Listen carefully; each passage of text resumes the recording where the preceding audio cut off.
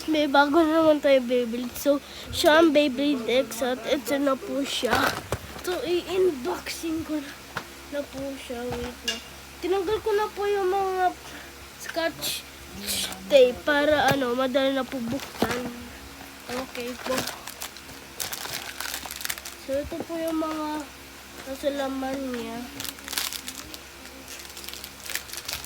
Wait lang po. Ito na po yung mga parts niya. So, ito po yung launcher niya. Ayan po. So, bubuksan ko na po siya.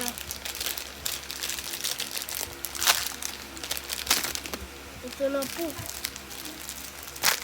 Ito po yung mga parts niya. So, bubuksan ko na po itong naka-plastic. Ito na.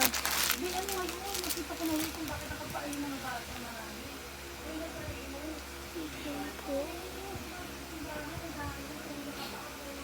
Kaya nga traffic kanina may. Kanina pa yun, pinatignan ni Ito Lolo. po siya. Eh, ganun talaga. Alay lakad ba yun? Ito po yung niya. Ang kukulit ng mga batang yun. Alam mo yung Pati yung mga alam mo yung garden? niya.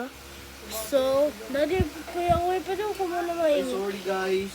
So, ko na po siya. Igagabit ko na po siya. So, ito na po siya.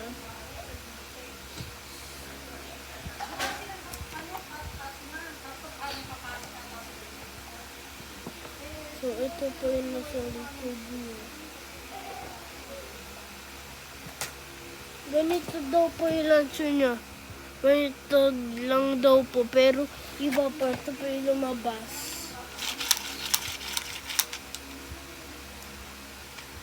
Last time may ganito kami. Tapos nasira. Natanggal po yung tali na ganito.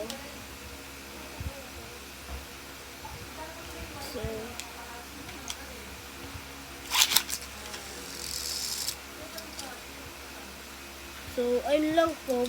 Wait lang. No. So,